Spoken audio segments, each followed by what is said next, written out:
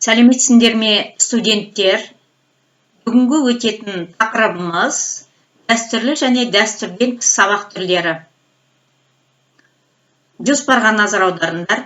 Бірінші, дәстүрден тыс сабақтар, оның өзіндік ерекшеліктері.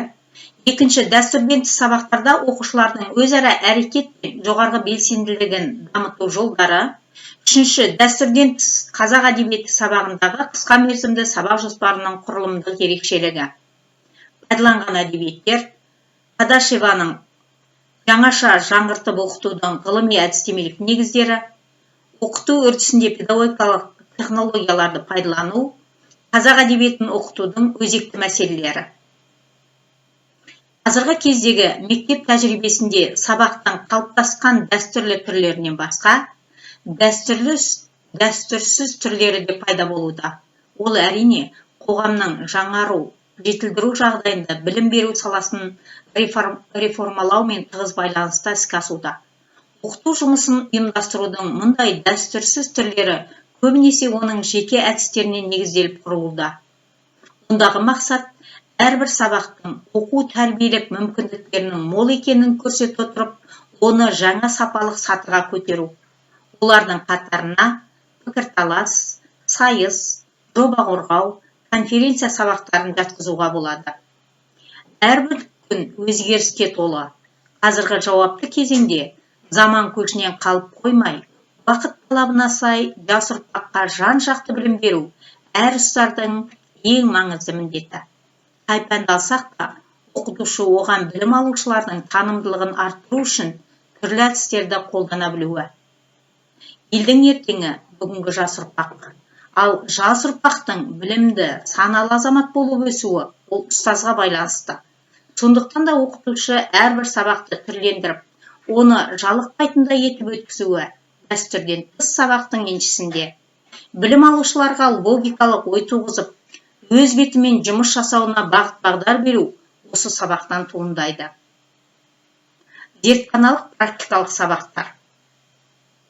Зертханалық практикалық сабақтар оқушылардың жаңа білім алуы мақсатында немесе теориялық білімді бекіту мақсатында жүргізілуі мүмкін. Бұл жұмыстар теориялық білімдерді анағұрлым сапалы түрде және берік игеруге жәрдемдеседі. Бұл сабақтардың құрылымы шамамен төмендегідей болады: ұйымдастыру бөлімі, мұғалімнің түсіндіруі және тапсырма беруі, оқушылардың сұрақтарына жауап беруі, оқушылардың тапсырманы орындауы, орындалған жұмыстың жазбаша есебін өткізу, кері байланыс тапсырмасы, сабақты қорытындылау, эксперимент, зертханалық, практикалық жұмыстардың орындалу барысы немесе қорытындысы жазылып, оны мұғалім тексереді. Міне, егер де осы бағытта өтсе, ол дәстүрлі сабақтардың бірі болып есептелінеді. Семинар сабақ. Семинар сабақтарда курстың бір тарауы немесе оқу материалының үлкен бір блогы бойынша алдын ала берілген сұрақтар талқыланады. Семинар сабақтың ойдағыдай өтуі екі жағдайға байланысты. Бірінші, талқыланатын мәселелер шеңберінің айқындылығына, екінші, оқушылардың дайындық деңгейіне байланысты болады. Семинар сабағын жеке оқушылар баяндама және хабарлама жасайтын, ал өзгелері сұрақ қойып, пікір алмасып, бұларды толықтыратындай етіп құруға болады.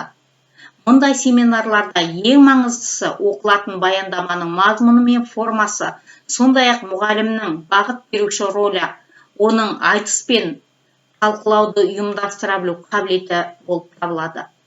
Мұғалім талқылауды қажетті арнаға бұра отырып, айтыс пікір таласын туғызатындай проблемалық сұрақтар қоя білу керек. Осылай өткізілген сабақ оқушылардың ойлауын жандандырады. Семинар дұрыс өткізілмесе, ол әдеттегі сұрау, дәстүрлі сабақ болып қала береді. Қазақстан Республикасының білім беру жүйесі саясатындағы мақсаттың бірі жан-жақты білімді, шығармашылық қабілеті, танымдағы іс-әрекеті мен белсенділігі жоғары жеке тұлғаны қалыптастыру. Бұл мақсатты дәстүрден тыс сабақтарда жүзеге асыруға болады. Белсенділік оқушының әрекеті мен пәнімен қосылғандағы дәрежесін айқындайды. Оқушылар алған білімдерін өмірде, тәжірибеде нәтижелі пайдалана алу керек. және олардың танымдық іс-әрекеттер ұстанымына негізделіп қалыптасқан жөн. Танымдық іс-әрекеттер оқыту үрдісінде қалыптасып, тұлғалардың бірлесе жұмыс жасау нәтижесінде одан әрі дамиды. Мектепте көптеген жылдар жұмыс істеп жүрсек те, қандай да жұмыс жасамасақ та, оқушыларымыздың тек 10% ғана табысты оқиды екен. Бұл ешкімге құпия емес. Неге деген сұрақ туындайды. Жауабы қарапайым. Тек адамның 10% оқығанын түсінеді және есте сақтай алатын қабілеттері бар. Егер олар айтатын болса және нақты болған жағдайға қатысатын болса, көркем шығарманы талдайтын болса, онда оқушылардың 90% естерінде сақтайды. Сол үшін оқыту үрдісінде ұйымдастырудың тиімді формалары, жаңа педагогикалық технологиялар, яғни оқытудың белсенді әдістерін пайдалану керек. Яғни көркем шығарманы оқушы есінде сақтау үшін көркем шығармаға талдау жұмысы жасалу керек және талдау жұмысын түрлендіріп, бірнеше әдіс тәсілдермен қайталап отыру керек. Өзіндік пікір айтқызу керек, қорытынды жасату керек, сыни тұрғыдан ойлата білу керек. Міне осы кезде оқушылардың 90%-ның есінде көркем шығарма қалады екен. Тадашеваның пікірі бойынша белсенді әдістерді пайдалану дайын білімді алу емес, өз бетімен ізденуге үйрету. Оқытушы мен студенттің өзара әрекетінің ауысуы, оқытушы белсенділігінің студент белсенділігіне орын беруі. Оразбаеваның тұжырымдамасы бойынша белсенді әдістерді сабақты пайдалану арқылы оқытушы мен студенттің қарым-қатынасы түбірімен өзгереді. Студенттің іс-әрекеттің мақсатын анықтауда оқытушы оған көмек көрсетеді. Студент жаңа білімді ашады, ізденісте болады, белсенділік танытады және олардың тұлғалық белсенділігі қалыптасып, ізденіс, зерттеу, бағалау сияқты іскерліктерін дамытады. Яғни, жаңартылған білім мазмұнының басты талаптары ол оқушының шығармашылық тұлғалық белсенділігін қалыптастыру, дамыту, ізденіс зерттеу жұмыстарына баулу, бағалау сияқты іскерліктерін дамыту.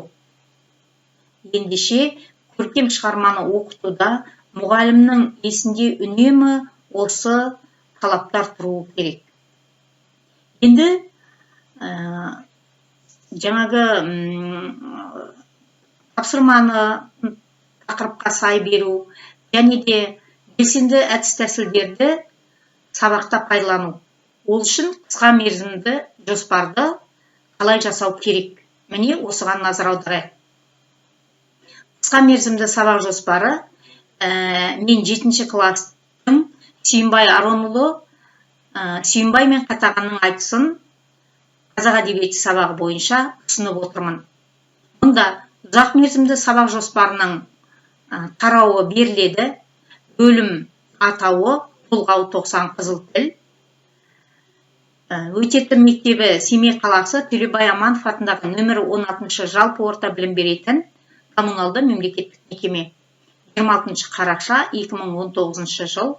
Сыныбы 7-ші В класы. Пәні қазақ әдебиеті. Қатысқандар және қатыспағандарды көрсетеміз. Сондай-ақ мұғалімнің аты жөні немесе жаңағы студенттің аты жөні осы жерге жазылады. Сабақтың тақырыбы Сүйінбай Аронұлы, Сүйінбайдың Қатаған мен айтысы. Осы сабақтағы оқу мақсаты әдеби шығармадағы тұлғалық болмысты гуманистік тұрғыдан талдау. Ал сабақ мақсаты, яғни оқу мақсатынан туындаған сабақ мақсаты барлық оқушылар орындай алады. Кейіпкер бейнесін талдап, мысалдар арқылы ойын дәлелдейді.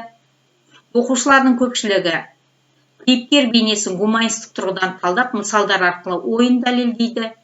Кейбір оқушылар орындай алады, кейіпкер бейнесін гуманистік тұрғыдан талдап, мысалдар арқылы ойын дәлелдеп, көңілге түйгенін жазып, ойын қорытындылайды.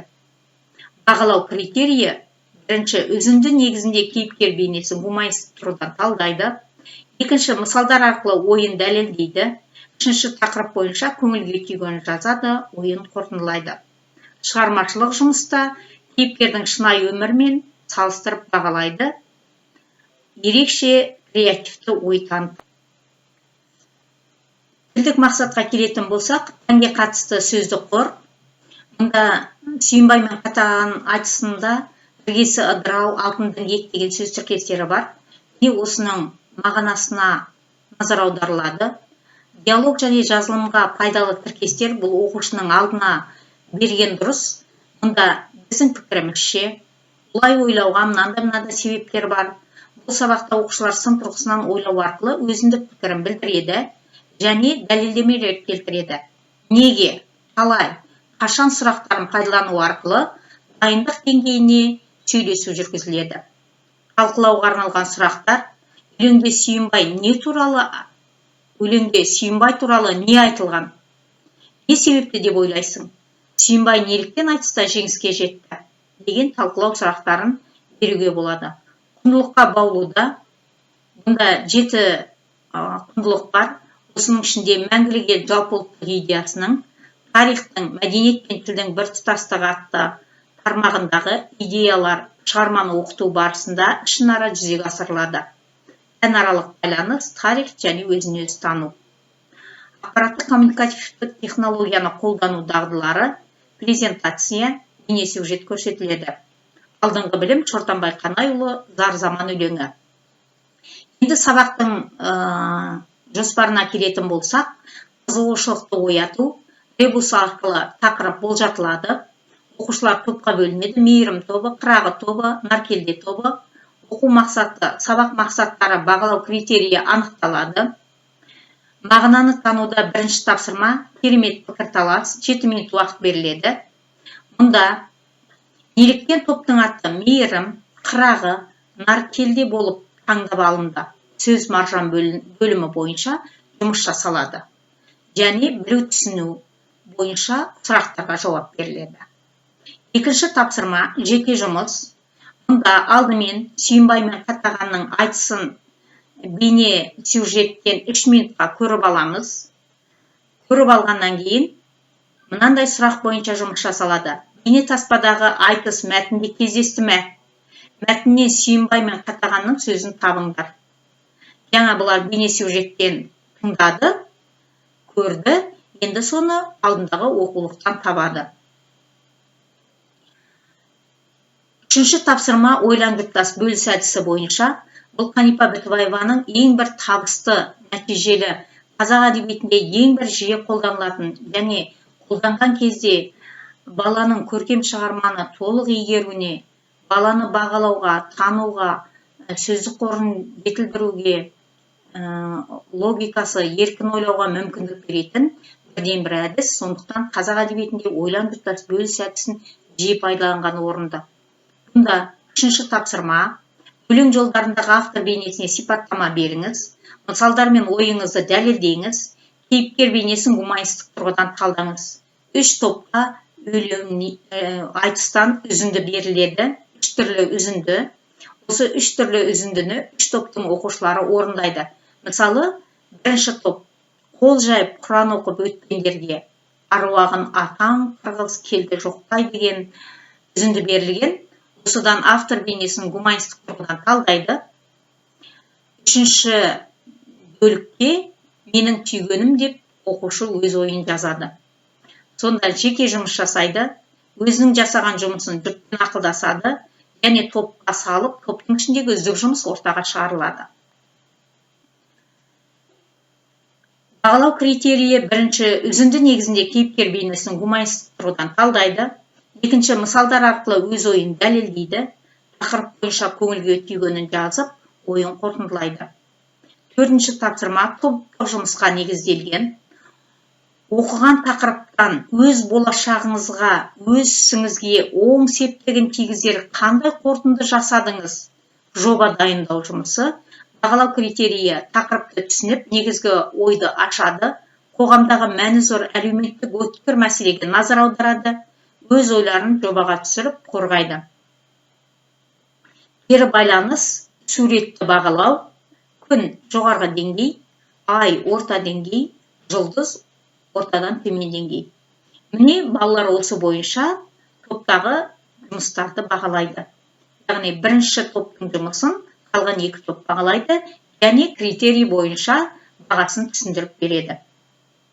Үйге тапсырма, талдау, жинақтау, қолдану бойынша сұрақтармен жұмыс жасап келеді балалар. Өйткені сұрақтар мен жұмыс үйден жасағаннан кейін талдау, жинақтау, қолдану бойынша сұрақтарды мектепте, сыныпта талдау әлдеқайда жеңіл болады. Кері байланыстың тапсырмасы 3-2-1 стратегиясы. Сабақтан алған 3 маңызды ақпарат, қиындық келтірген 2 мәселе, маған ұнаған 1 аспекті, бұл бүкіл сабақ бойынша қорытынды жасалады. 4 тапсырма жүргізілді. Осы 4 тапсырмада жеке, жұптық, топтық жұмыстар, осылардың бәрін қорытындылап, балалар кері байланыс жасайды. Енді бұл сабақты өткізгеннен кейін мұғалім өзінің сабағына толық талдау жасайды. Талдау жасаған кезде бірнеше сұраққа ерекше назар аудару керек. Мысалы, көбірек қолдау көрсетуді қалай жоспарлайсыз? Яғни сіз жоспарлап келдіңіз, сол қандай нәтиже берді? Міне мынарада ол сараланып жазылған балалар. Екінші, қабілетті оқушыларыңызға қандай жоспар құрған болар едіңіз? Жаңағы А-В-С деңгейінде сен сабақ жоспарын, сабақ мақсатын қойдың, сол мақсат бойынша қандай тапсырмалар берілді, және ол қалай жүзеге асты. Бағалау қалай жүрді, жеке бағалау қалай жүрді, жұпта бағалау қалай жүрді, топта бағалау қалай жүрді. Міне осы пәнаралық байланыс, денсаулық сақтау қауіпсіздігі техникалық жаңағы сақтау, ақпараттық коммуникативтік байланыс және құндылықтармен байланыс қандай деңгейде болды. Осы бойынша мұғалім өзінің ойын қалай жүргізгенін жазады. Және сабақтың мақсаты мен оқу міндеттері орындалды ма, қол жетімді болды ма, барлық оқушылар оқу мақсатына қол жеткізе алды ма, оны қалай ойлайсың, және де жоспарланған саралау дұрыс іске асты ма, жаңағы саралау тапсырмалары А-В-С деңгейіндегі тапсырмаларың болды, саралау тапсырмалары, сол қалай жүзеге асты, сабақ кезінде уақытты тиімді пайдаландың ба, сондай-ақ егер де сен осы сабақты қайтадан өткізетін болсаң, қандай өзгеріс жасар едің? Жаңағы сабақ жоспарында ауытқулар болды ма, неге ауытқулар болды? Міне осының барлығын саралап жазылу керек. Енді қорытындысында ең жақсы өткен 2 нәрсең не дегенде, мен енді бейнетаспадан айтысты тыңдатып, оны көркем туындыдан, оқулықтан іздету. Екінші, сабақты жинақтауда мәңгілік ел болып келген идеясына бағытталған қорытынды тапсырма, жұпқа берілген тапсырма, осы сәтті шықты. Ал алдағы уақытта өзгертуге болатын, оң ықпалға әсер беретін дүние не, қалай жоспарлар едің дегенде, мен оған оқушыға Сүйінбай мұражайына сырттай саяхат жасату қажет еді деген дүниелерді жоспарладым. Енді осы нәрсені жасау керек еді деп. Міне балалар, сабаққа осындай талдау жасалады. Және де қысқа мерзімді сабақ жоспары осылай жасалады. Қысқа мерзімді сабақ өткеннен кейін бүкіл сабаққа талдау осылай жасалынады. Кері байланыстың тапсырмасы 7 сынып қазақ әдебиеті, Қыз жібек жырындағы Төлеген мен Қыз жібек бейнесі. Осыған сабақ жоспарын жасайсыңдар. Оқу мақсаты әдеби шығарма сюжетінің құрамдас бөлшектерін талдау. Кері байланыстың тапсырмасын орындағаннан кейін Canvas жүйесіне кері байланыстың тапсырмасын жүктейсіңдер балалар. Сонда кері байланыстың тапсырмасы 7 сыныптан қазақ әдебиетін аласыңдар. Қыз жібегі жырындағы Төлеген мен Қыз жібек бейнесі. Электронды оқулықты берген, соған назар аударасыңдар. Оқу мақсаттарын әдеби шығарма сюжетінің құрамдас бөлшектерін талдау. Сабақ аяқталды балалар. Сау саламатта болыңыздар.